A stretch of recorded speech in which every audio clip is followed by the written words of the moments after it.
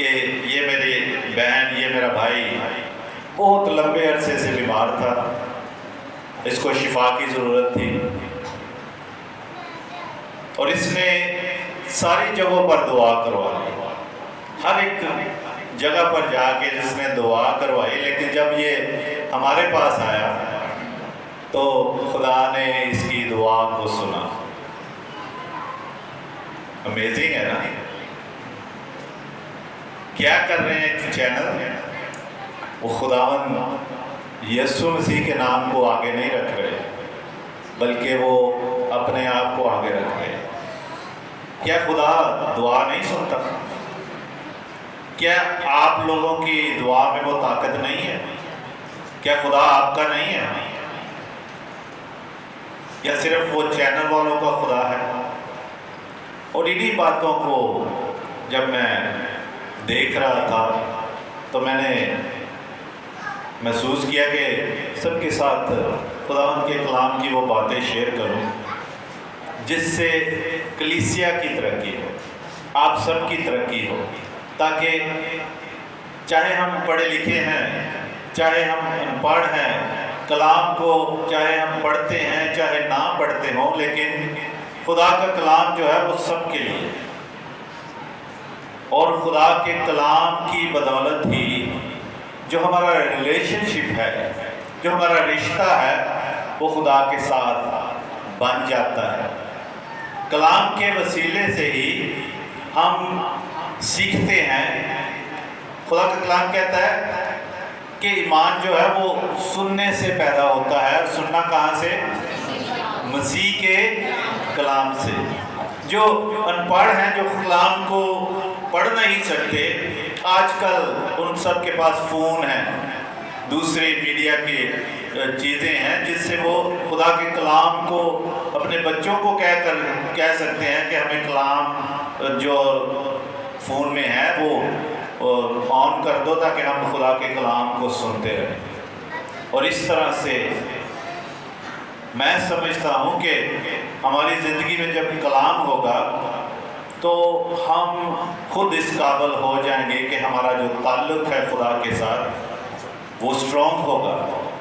ہمیں کہیں جانے کی ضرورت نہیں، بلکہ ہم جیسے آج چرچ آئے ہیں، ہمیں چرچ میں آ کر خدا کے کلام کو سننے اور اس پر عمل کرنے کے لیے خدا تیار کرے گا، تاکہ ہماری زندگیوں سے وہ ساری چیزیں دور ہوں۔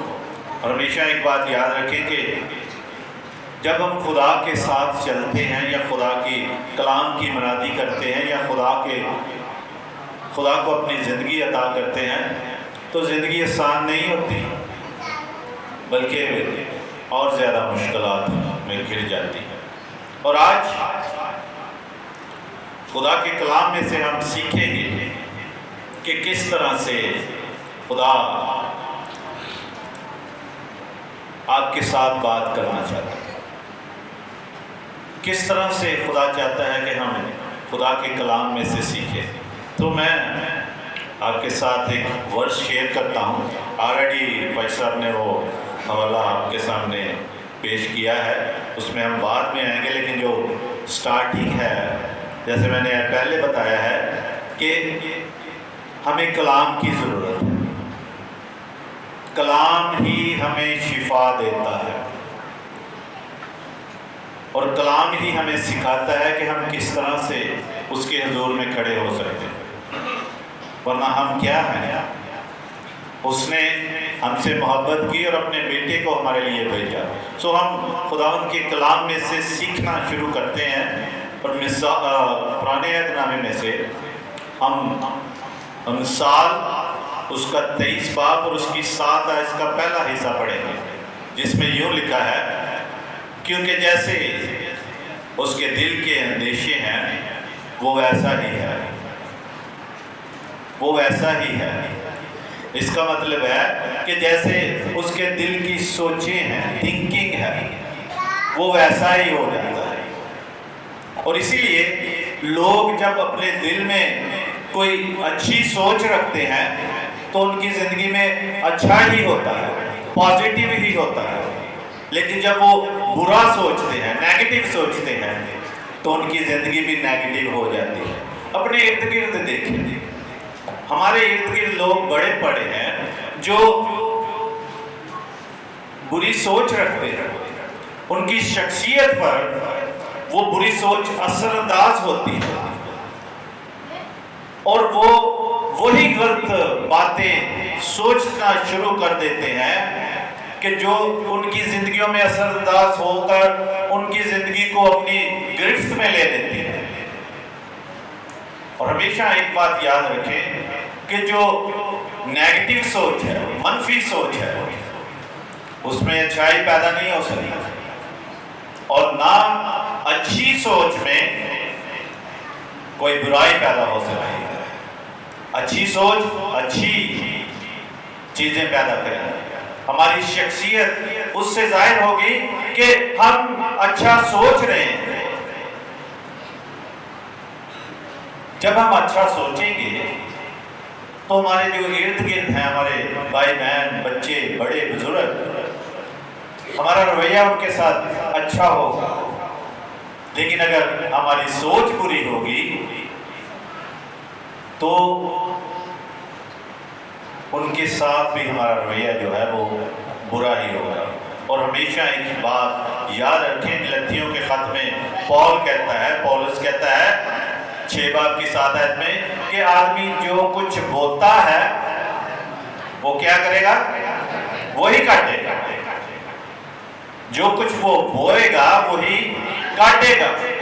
اور یہ سارا جو سلسلہ خدا کا کلام ہمارے سامنے رکھ رہا ہے وہ ہمارے سوچ کا ہے، ہمارے مائنڈ کا ہے۔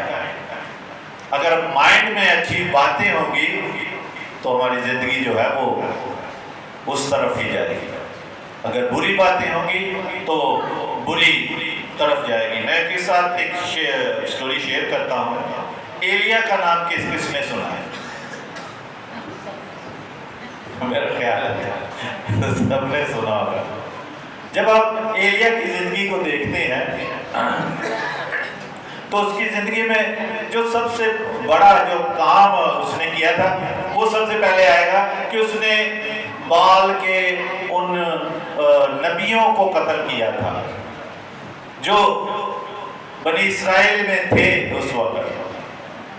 اور آپ دیکھیں کہ جب اس اسرائیل کے بادشاہ اخیاب نے اپنی بیوی ایزبل کو وہ باتیں بتائیں کہ ایلیا نے کس طرح سے یہ کام کیا اور کس طرح سے تیرے سارے جو نبی تھے بال کے ان کو قتل کروا دیا، تو اس وقت جو اس کی بیوی تھی، ملکہ تھی اس وقت اسرائیل کی، اس نے کہلا بھیجا کہ آج رات ہی ایلیا تیری جان بھی ان کے ساتھ مل جائے۔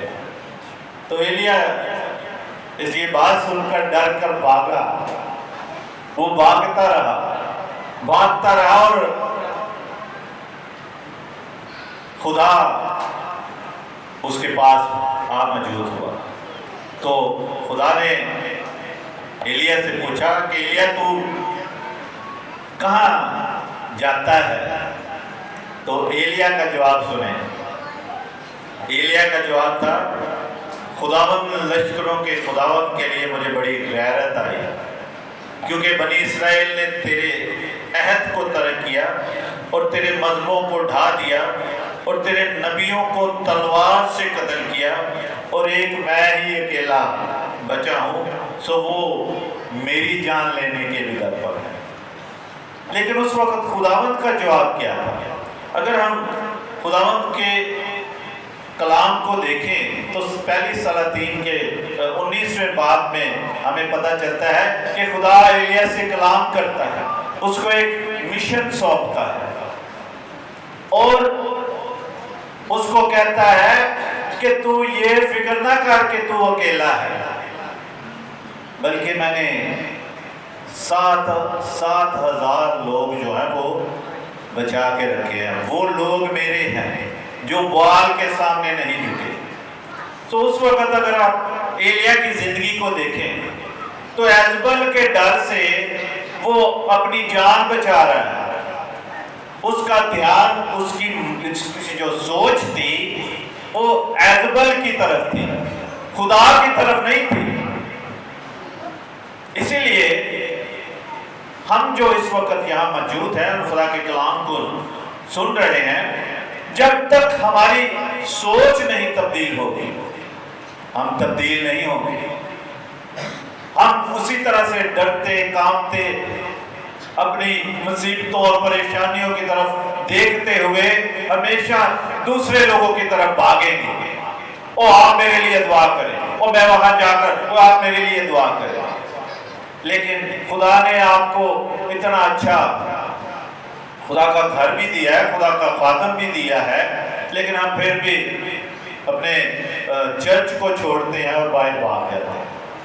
لیکن جب خدا کا خادم آپ کے ساتھ خدا کا کلام شیئر کرتا ہے تو اسی میں ہی شفا ہے۔